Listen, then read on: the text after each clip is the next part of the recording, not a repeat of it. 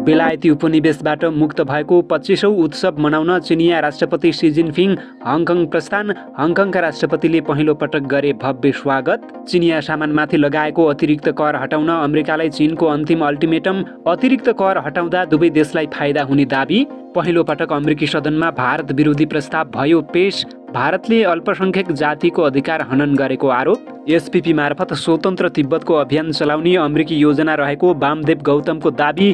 कम्युनिस्टका कारण एसपीपी तत्कालका लागि रोकिएको खुलासा। दार्जिलिङसँग सीमा जोडिएका पूर्वका नाका गरियो सिल गर्नुको कारण यस्तो। बेलायत सरकारले गर्यो वित्तीय व्यवस्थापन याप नेपाललाई हस्तान्तरण। देशभरका पालिकालाई राहत। र अमेरिकाले पठायो युक्रेनका लागि अहिलेसम्मकै ठूलो आर्टिलरी मिसाइल। यो हतियारबाट कयौं रुसी सैनिक मारिने युक्रेनको दाबी। नमस्कार, ग्रेटर नेपाल टिभीले तयार पारेको न्युज अपडेटबाट यहाँलाई हार्दिक स्वागत छ। अब न्युज अपडेट विस्तारमा। चिनिया राष्ट्रपति सी जिनपिङ हङकङ बेलायती उपनिवेशबाट मुक्त हुँदै चीनलाई हस्तान्तरण गरिएको 25 वर्षको अवसरमा हुने कार्यक्रममा सरिक हुने भएका छन्। साउथ चाइना मर्निङ पोस्टका अनुसार हङकङको नयाँ सरकारको शपथ ग्रहणमा पनि उनी सामेल हुनेछन्। चिनिया समाचार संस्था सिन्हाका अनुसार हङकङ बेलायतबाट मुक्त भएको 25औं वर्षगाँठ मनाउन र हङकङको 6औं सरकारको कार्यकालको उद्घाटनका लागि चिनिया राष्ट्रपति सी आउन लागेका हुन्। शनिबार कार्यकाल सकिन लागेकी हङकङ प्रमुख क्यारी लाम र आगामी हङकङ प्रमुख जोन लीका च्युले एक विज्ञप्ति जारी गर्दै जुलाई 1 मा हुने उक्त समारोहमा सरिक हुने राष्ट्रपतिको निर्णयप्रति आभार व्यक्त गरेका छन्। चिनिया कम्युनिस्ट पार्टीका नवनियुक्त अन्तर्राष्ट्रिय सम्पर्क विभागका मन्त्री लिउ जियानचाओसँग नेकपा एमालेका अध्यक्ष केपी शर्मा ओली र नेकपा माओवादी केन्द्रका अध्यक्ष पुष्पकमल दाहाल प्रचण्डले भर्चुअल बैठक गरेका छन्। भर्चुअल बैठकमा द्विपक्षीय सम्बन्धबारे कुराकानी भएको बताइएको छ। बैठकमा ओली र प्रचण्डले नेपाल र चीन बीचको मित्रता दिगो रहेको बताएका छन्।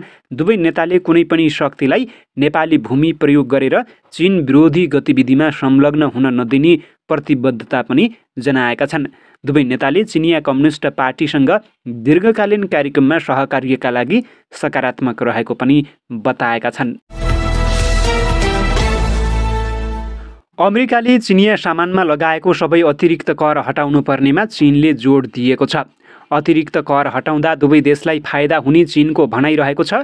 चिनिया वाणिज्य मन्त्रालयले अमेरिकाले चिनिया सामानमा लगाएको सबै अतिरिक्त कर हटाउँदा अमेरिका, चीन लगायत समग्र विश्वलाई फाइदा पुग्ने उल्लेख गरिएको छ। बढ्दो मुद्रास्फीतिको वर्तमान अवस्थालाई ध्यानमा राख्दै अमेरिकी पक्षले चिनिया माल सामानमा आफ्नो अतिरिक्त कर जति छिटो हटाउँछ त्यति नै चाँडो उपभोक्ता तथा व्यवसायीले लाभ उठाउने मन्त्रालयका प्रवक्ता सु जुटिङले बताएको समाचार संस्था सिन्हाले जनाएको छ। उहाँले दुवै पक्षको जितको अवस्था अर्थात् समाधानको मध्यबिन्दु खोजेर आर्थिक तथा व्यापार सहयोगका लागि वातावरण सिर्जना गर्न संयुक्त प्रयास गर्नुपर्ने बताउनुभयो। साथै दुई देश र विश्वका आम नागरिकलाई लाभ पुर्याउन विश्वव्यापी औद्योगिक तथा आपूर्ति श्रृङ्खलाको स्थिरता कायम राख्नुपर्नेमा पनि उहाँको जोड रहेको थियो। अमेरिकामा डेमोक्रेटिक पार्टीकी नेता इल्हाह उमरले आफ्नो भारत विरोधी अडान कायम राख्दै अमेरिकी सदनमा प्रस्ताव पेश गरेकी छिन्। प्रस्तावमा अमेरिकी विदेश मन्त्रीलाई धार्मिक स्वतन्त्रताको अधिकारको कथित उल्लङ्घनका कारण भारतलाई अवस्था चिन्ताजनक रहेको देशको रूपमा तोक्न आग्रह गरिएको छ। यसअघि उनले यसै वर्ष अप्रिलमा पाकिस्तान प्रशासित काश्मीरको भ्रमण गरेकी थिइन्। उनको भ्रमण चर्चामा रह्यो। भारतले इल्हानको भ्रमणको निकै आलोचना गरेको थियो। सांसद रसिदा तालिब र जुआन बर्गासले पनि प्रस्तावलाई सहप्रस्ताव गरेका छन्। प्रस्तावले बाइडेन प्रशासनलाई अन्तर्राष्ट्रिय धार्मिक स्वतन्त्रता सम्बन्धी अमेरिकी सहयोगको सिफारिसहरू कार्यान्वयन गर्न आग्रह गर्दछ। विगत 3 वर्षदेखि आयोगले भारतलाई धार्मिक स्वतन्त्रताको विशेष चासोको देश घोषणा गर्न माग गर्दै आएको छ। मङ्गलबार पेश भएको प्रस्तावलाई आवश्यक कारबाहीका लागि संसदको परराष्ट्र नीतिमा पठाइएको छ। इल्हानको पाकिस्तान प्रशासित काश्मीर भ्रमणप्रति भारतीय विदेश मन्त्रालयले असन्तुष्टि व्यक्त गरेको छ। परराष्ट्र मन्त्रालयका प्रवक्ता अरिन्दम बागचीले यसलाई भारतीय क्षेत्रीय अखण्डताको उल्लङ्घन भएको बताएका छन्। उनले भने उहाँले जम्मू कश्मीरको एक भागको भ्रमण गर्नुभएको छ जुन हाल पाकिस्तानले अवैध रूपमा कब्जा गरेको छ। यदि कुनै राजनीतिज्ञले आफ्नो सङ्कीर्ण सोचको राजनीति गर्न चाहन्छ भने त्यो उसको काम हुन सक्छ, तर यो हाम्रो क्षेत्रीय अखण्डताको उल्लङ्घन हो। हिजाब लगाउने इल्हान ओमरले आफ्नो बाल्यकाल केन्याको शरणार्थी शिविरमा बिताएकी थिइन्, जहाँ उनको परिवार सोमालियाबाट आएको थियो। उनले यो शरणार्थी शिविरमा 4 वर्ष बिताएकी थिइन्। त्यसपछि सन् 1997 मा प्रायोजकको सहयोगमा उनी अमेरिकाको मिनेसोटा राज्य पुगेकी थिइन्। 2016 मा 36 वर्षीय इल्हान ओमर पहिलो सोमाली अमेरिकी काङ्ग्रेस महिला बनेकी थिइन्।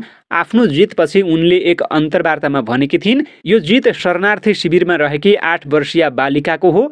यो जित सानै उमेरमा विवाह गर्न बाध्य भएकी केटीको पनि हो। यो जित सपना देख्नबाट रोकिएका सबैको हो भनेकी थिइन्। अविरल वर्षाका कारण पोखरा महानगरपालिका 25 स्थित सुईखेत डुबानमा परेको छ। शुक्रबार साँझबाट परेको अविरल वर्षाका कारण सुईखेत डुबानमा परेको हो। डुबानमा परेका करिब 150 परिवारलाई सुरक्षित स्थानमा लगिएको बताइएको छ। वर्षाका कारण सुईखेतका विभिन्न ठाउँमा पहिरो पनि गएको छ। पहिरोका कारण 12वटा घरमा क्षति पुगेको र केही पशु फार्म पनि बगाएको बताइएको छ। नेकपा एकता राष्ट्रिय अभियानका संयोजक वामदेव गौतमले एसपीपी मार्फत नेपाल आएर स्वतन्त्र तिब्बतका लागि काम गर्ने अमेरिकी सेनाको योजना रहेको दाबी गरेका छन्। ललितपुरमा आयोजित अभियानको राष्ट्रिय भेलालाई सम्बोधन गर्दै संयोजक गौतमले नेपालको भूमि प्रयोग गरी तिब्बतलाई स्वतन्त्र गर्न चीन विरोधी गतिविधि सञ्चालन गर्ने अमेरिकी योजना रहेको आरोप लगाएका हुन्।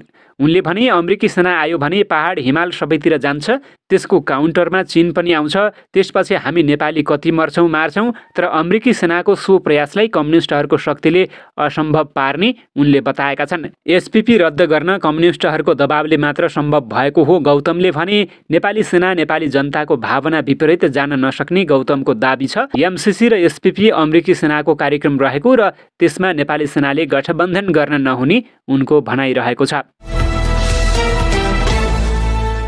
छिमेकी मुलुक भारतको उपनिवेश दार्जिलिङसँग सीमा जोडिएका नेपालका नाका सिल गरिएको छ। दार्जिलिङमा गोर्खाल्यान्ड टेरिटोरियल एडमिनिस्ट्रेसनको चुनावका कारण नेपालका नाका सिल गर्नु परेको जिल्ला प्रशासन कार्यालय झापाले जनाएको छ। दार्जिलिङमा आइतबार चुनाव हुँदैछ। शुक्रबार बिहानदेखि 72 घण्टाका लागि नाका सिल गरिएको हो।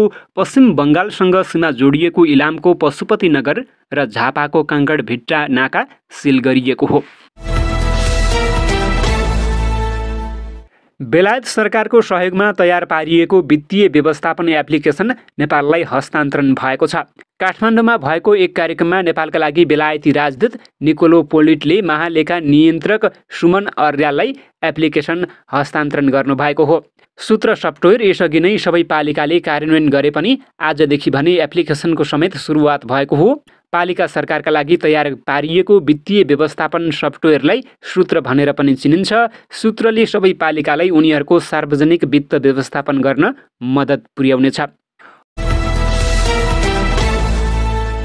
अमेरिकाले प्रदान गरेको लामो दूरीसम्म मार हान्न सक्ने तोपखानी प्रणाली आफ्नो मुलुक आइपुगेको युक्रेनका एकजना मन्त्रीले बताएका छन्। युक्रेनी रक्षा मन्त्री अलेक्सी रेन्जिकोभले सामाजिक सञ्जाल ट्विटर मार्फत सन्देश जारी गर्दै अमेरिकी तोपखाना प्रणाली आफ्नो मुलुक आइपुगेको जानकारी दिएका हुन्। युक्रेनसम्म आइपुगेका नयाँ अमेरिकी तोपखाना प्रणालीमा high mobility artillery rocket system समावेश रहेको अन्तर्राष्ट्रिय सञ्चार संस्था रोयटर्सले जनाएको छ। मेरा अमेरिकी सहकर्मी र साथी रक्षा मन्त्री लोइड अस्टिनलाई यी शक्तिशाली औजारहरूका लागि धन्यवाद। रुसी अतिक्रमणकारीका लागि यो गर्मी निकै तातो हुनेछ र केहीका लागि यो नै अन्तिम गर्मी हुनेछ, युक्रेनी रक्षा मन्त्रीलाई उद्धृत गर्दै रोयटर्सले लेखेको छ। युक्रेनी रक्षा मन्त्रीले अमेरिकी हतियार युक्रेनसम्म आइपुगेको बताए पनि कति परिणाममा हतियार आइपुगे भन्नेबारे केही खुलाएका छैनन्। युक्रेनले लामो समयदेखि पश्चिमा मुलुक समक्ष लामो दूरीको एवं शक्तिशाली तोपखाना प्रणालीको माग गर्दै आएको थियो। भारतको सबैभन्दा ठुलो सञ्चार माध्यम आज तकले सदियौँदेखिको नेपाल चीन सम्बन्धमा दरार पुग्ने गरी मिथ्या सूचना फैलाइरहेको छ, मिथ्या समाचारहरू दिइरहेको छ। विश्वास नलागे आज तकले बनाएका यी रिपोर्टहरू हेर्नुहोस् है त।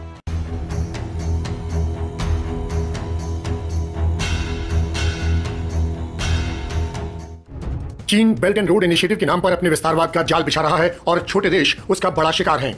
अब नेपाल को लेकर भी ड्रैगन ने अपनी लालची नीयत दिखानी शुरू कर दी है। निवेश के नाम पर या नेपाल के विकास के नाम पर ड्रैगन ने वहां धीरे धीरे पैर पसारे। चीन की कई बातें विकास के नाम पर या इंफ्रास्ट्रक्चरल डेवलपमेंट के नाम पर नेपाल को अच्छी लगी। इनमें प्रमुख है हिमालय के बीच से गुजरती काठमांडू केरंग रेलवे परियोजना। 72.25 किलोमीटर की लाइन पर $2.25 बिलियन खर्च आएगा। इसका मोटा फायदा सीधा चीनी कंपनियों को होगा।